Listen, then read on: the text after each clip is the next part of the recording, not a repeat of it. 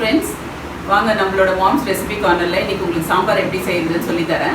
வாங்க நம்ம கிச்சனுக்குள்ளே போகலாம். நீங்கள் வந்து அதை நான் எப்படி செய்கிறேன்றதை ஸ்டெப் பை ஸ்டெப் சொல்கிறேன். நீங்கள் நல்லா கீனாக நோட் பண்ணிக்கோங்க. ஸோ இந்த மாதிரி பண்ணிங்கன்னா உங்களுக்கு சாம்பார் வந்து நல்லா ஹோட்டல் சாம்பார் மாதிரி சூப்பராக வரும். அது வந்து இட்லி, தோசை, வடை எல்லாத்துக்கும் தொட்டுன்னு சாப்பிட்லாம் நீங்கள்.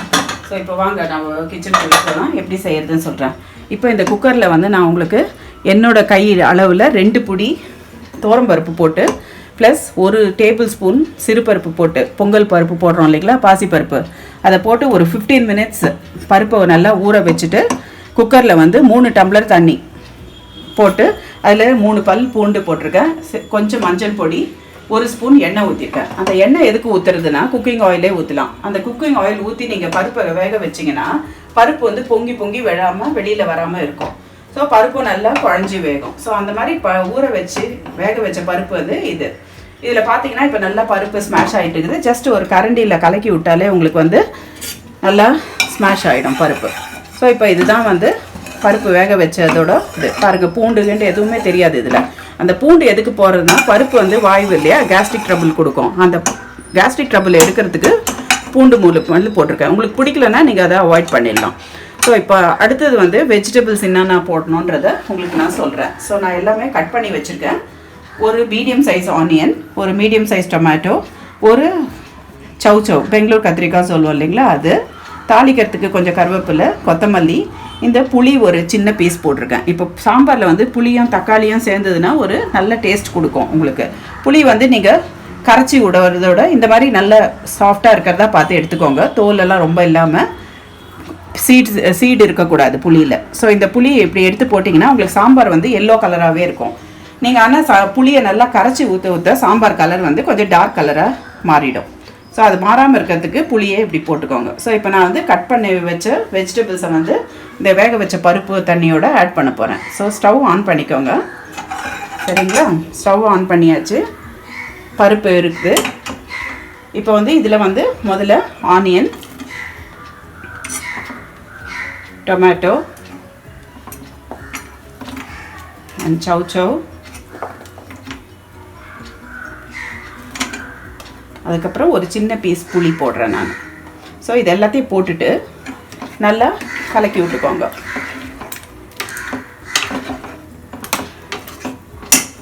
ஸோ இப்போ மீதி இருக்க இந்த கொத்தமல்லி அண்ட் கருவேப்பிலையை வந்து தாளிக்கும் போது வந்து நம்ம வேறு வெசலுக்கு மாற்றும் போது அதில் போட்டுக்கலாம் நம்ம. ஸோ இதை வந்து அப்படியே ஒரு சைடில் வச்சுருங்க.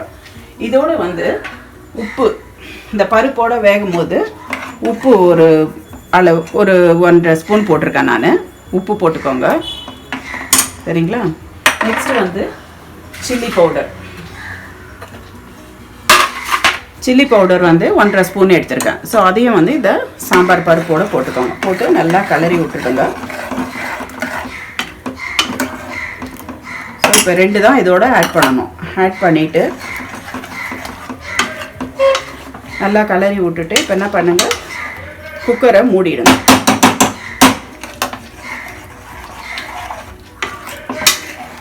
இப்போ நல்லா நீங்கள் போட்ட மிளகா பொடியும் உப்பு, நான் இதில் மிளகா பொடியும் போடுறது வந்து பிளெயின் சில்லி பவுடர் இல்லை, நான் வந்து சாம்பாருக்குன்னு தனியாக மிளகாவும் தனியாகவும் ஈக்குவல் ரேஷியோவில் அரைச்சி வச்சுருக்கேன் நான். ஸோ அந்த வந்து சாம்பாருக்கு அப்படியே போட்டுருவேன். தனித்தனியாக தனியா powder, sambar powder chilli powder போடாமல் 2ம் கலந்து வச்ச பவுடரை வந்து போட்டுட்டேன். ஸோ இப்போ வந்து எல்லாம் நல்லா கலந்துடுச்சு. இப்போ வந்து நீங்கள் என்ன பண்ணுங்கள், இந்த குக்கரை மூடிடுங்க. வெயிட் எடுத்துருங்க. குக்கரை மூடிட்டு நல்லா ஹையில் வைங்க ஸ்டவ்வை. இப்போ 2 நிமிஷத்தில் ஸ்டீம் வரும்.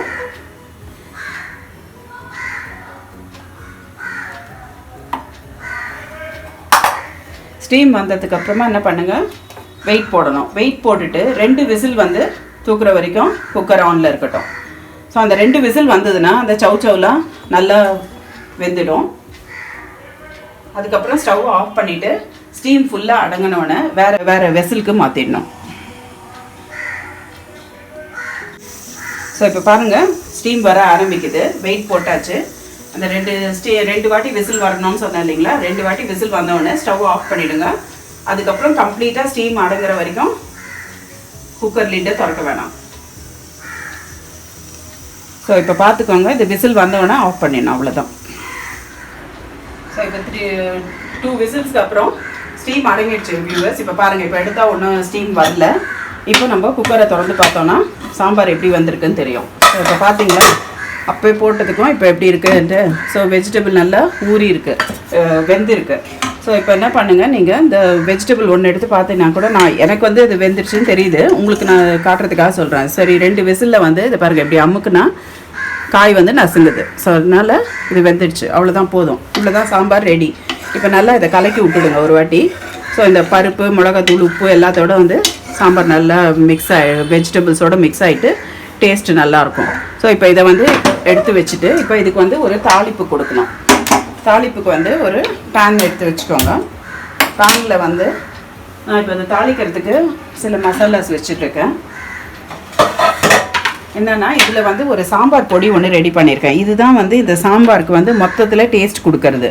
இது என்னென்னா பிளெயின் தவாவில் வந்து பேனில் வந்து நீங்கள் ஒரு 1/2 ஸ்பூன் தனியா, ஒரு 2 காஞ்ச மிளகா, ஒரு 1/4 ஸ்பூன் வெந்தயம், 1/4 ஸ்பூன் சீரகம், கொஞ்சோண்டு துவரம்பருப்பு, இது எல்லாத்தையும் போட்டு என்ன பண்ணுங்கள், நல்லா கொஞ்சோண்டு தேங்காய் கூட உங்களுக்கு வேணும்னா போட்டுக்கலாம். நான் இதில் தேங்காய் சேர்க்கலை.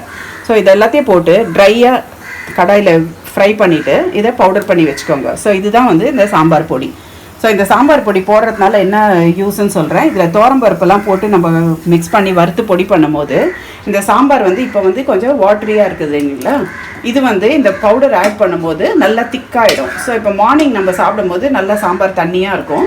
ஈவினிங் எடுத்திங்கன்னா நல்லா திக்காக பருப்பு மாதிரி ஆகிடும். ஸோ அதை வந்து நம்ம நைட்டுக்கு வந்து சப்பாத்தி, இட்லி எதுக்கு வேணால் தொட்டுன்னு சாப்பிடும்போது நல்லா தால் தொட்டு சாப்பிட்ற ஃபீலிங் கொடுக்கும். ஸோ அதுக்கு தான் இந்த சாம்பார் பொடி நான் போட்டிருக்கேன் நான். ஸோ இப்போ வந்து நாங்கள் தாளிப்புக்கு போகலாம். இதில் வந்து 1 ஸ்பூன் குக்கிங் ஆயில் போட்டுக்கோங்க. இதோட வந்து நான் வந்து ஒரு 1/2 ஸ்பூனுக்கு வந்து நெய் எடுத்து வச்சுருக்கேன். ஸோ அந்த நெய்யை வந்து இதில் போட்டுக்கோங்க. ஸோ நெய்யும் எண்ணெயும் சேர்த்து நான் தாளிப்புக்கு யூஸ் பண்ணுறேன். ஸோ இதில் வந்து ஒரு 1/2 ஸ்பூன் உளுத்தம்பருப்பு, 1/2 ஸ்பூன் கடுகு அண்ட் பெருங்காயம் தூள் போட்டிருக்கேன். பெருங்காயம் வந்து நான் 1/4 ஸ்பூன் போட்டிருக்கேன். உங்களுக்கு ஜாஸ்தி வேணும்னாலும் போட்டுக்கலாம். சாம்பார் கூடுதல் டேஸ்ட்டு தான் கொடுக்கும் உங்களுக்கு.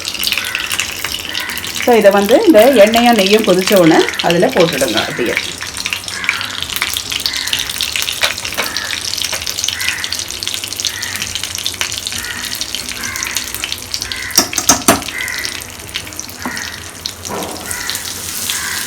போட்டு லேசாக அந்த உளுத்தம்பருப்பு பொரியும் போது நீங்கள் ஏற்கனவே எடுத்து வச்சுருக்க ஒரு சரம் கருவேப்பிலை இதையும் வந்து இந்த தாளிப்பில் போட்டுக்கோங்க. ஸோ இதெல்லாம் போட்டதுக்கப்புறமா ஒரு 2 மினிட்ஸில் வந்து நீங்கள் இதை எடுத்து சாம்பாரில் கொட்டிடணும். அதை சாம்பாரில் கொட்டிட்டு சாம்பாரையும் எடுத்து இதிலேயே வச்சுக்கோங்க. தாளிப்பு போட்டதுக்கப்புறமா நீங்கள் திருப்பி சாம்பாரை ஒரு கொதி வர வரைக்கும் வைக்கணும்.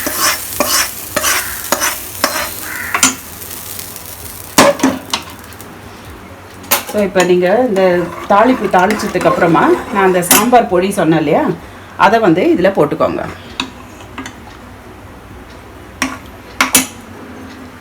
சாம்பார் பொடி போட்டுடுங்க. கொத்தமல்லி கட் பண்ணி வச்சுருக்கதையும் போட்டுடுங்க. ஸோ இப்போ போட்டுட்டு சாம்பார் ஒரு கொதி வரும்போது நீங்கள் ஸ்டவ் ஆஃப் பண்ணிட்டீங்கன்னா உங்களோட சாம்பார் ரெடி. நல்லா திக்காக இருக்க சாம்பார் இருக்குது. நைட்டுன்னு நான் சொன்ன மாதிரி இந்த சாம்பார் வந்து நல்லா திக்காகிடும். ஸோ நீங்கள் சப்பாத்திக்கு தொட்டுன்னு சாப்பிட்டிங்கன்னா அவ்வளோ சூப்பராக இருக்கும் இந்த சாம்பார்.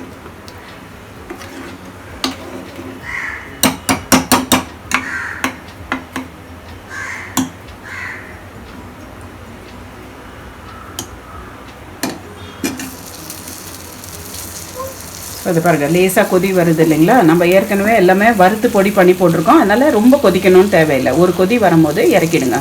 நான் சொன்ன மாதிரி புளி வந்து பீசஸாக போட்டதுனால உங்களுக்கு இந்த சாம்பார் கலர் இருக்குது. அதே நீங்கள் புளியை கரைச்சி போட்டிங்கன்னா இன்னும் கொஞ்சம் டார்க் கலரில் சாம்பார் வரும்.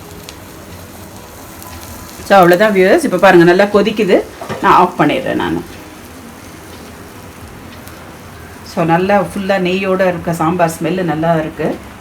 நீங்களும் டேஸ்ட் பண்ணிவிட்டு பாருங்கள், செய்து பாருங்கள் எப்படி இருக்குதுன்றதை உங்கள் ஃபீட்பேக்கை எனக்கு அனுப்புங்க.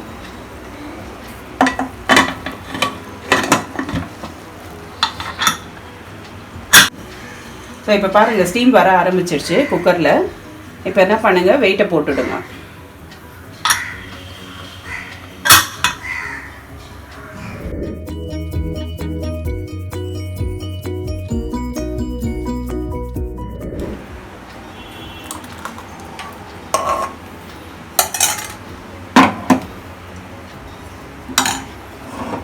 இப்போ நீங்கள் தந்தன்றது படி நான் சாம்பார் செய்திருக்கேன்.